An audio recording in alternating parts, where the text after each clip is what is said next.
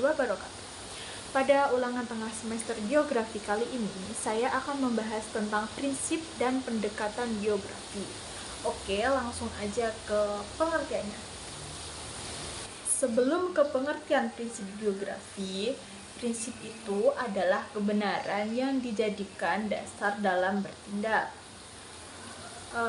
Kalau prinsip dalam geografi itu maksudnya gimana ya? Jadi, prinsip geografi adalah sebuah landasan dalam menjelaskan suatu gejala atau fenomena yang terjadi. Ada juga jenis-jenis prinsip geografi. Yang pertama, ada prinsip deskripsi. Nah, prinsip deskripsi adalah prinsip geografi yang digunakan untuk menggambarkan atau memaparkan sebuah fenomena geosfer. Prinsip ini berfokus pada penjabaran tanpa adanya analisis mendalam. Penggambaran atau penjabaran pada prinsip ini bisa menggunakan tabel, grafik, peta, serta tulisan. Contohnya, seperti tabel data jumlah penduduk, terus grafik kenaikan jumlah kasus COVID, ada juga peta data kerusakan gempa dan artikel tentang air terjun gitu. Terus prinsip yang selanjutnya, prinsip distribusi. Prinsip distribusi adalah prinsip geografi yang berfokus pada persebaran suatu fenomena geosfer. Jadi prinsip ini membahas seberapa luas persebaran suatu fenomena, seberapa sering atau jarang suatu fenomena tersebut muncul, dan sebagainya. Contohnya yaitu peta persebaran sumber daya alam logam di Indonesia dan peta persebaran penduduk Jawa Barat.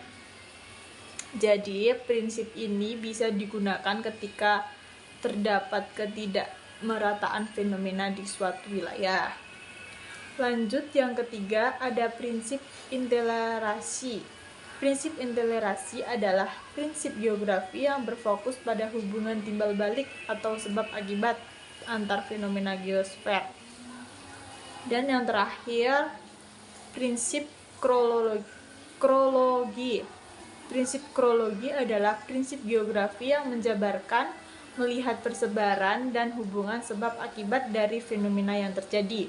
Dengan kata lain, prinsip ini merupakan gabungan dari ketiga prinsip sebelumnya, yakni prinsip deskripsi, distribusi, dan intelerasi. Karena merupakan gabungan, maka prinsip ini yang cakupannya paling lengkap dibandingkan lainnya. Jadi, jenis-jenis prinsip geografi ada 4 tadi ya.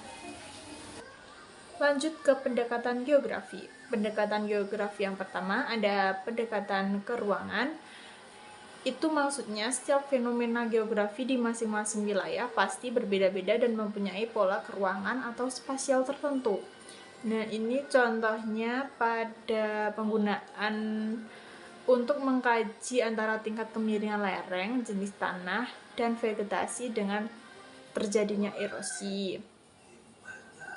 Terus yang kedua, pendekatan ekologi yang maksudnya rangkaian fenomena dipandang dalam satu kesatuan ruang dan saling berkaitan di dalam sebuah sistem dengan manusia sebagai unsur utamanya. Ini biasanya untuk mengkaji siklus hidrologi, siklus erosi, pengelolaan daerah, aliran sungai, serta pengelolaan lingkungan dan sumber daya. Dan yang terakhir, yang ketiga, pendekatan kompleks wilayah.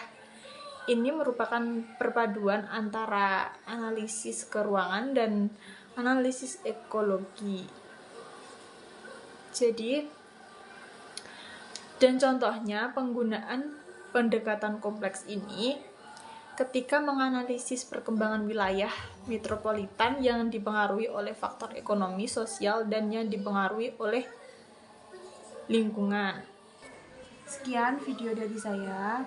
Bila ada salahnya, mohon dimaafkan. Wassalamualaikum warahmatullahi wabarakatuh. Thank you.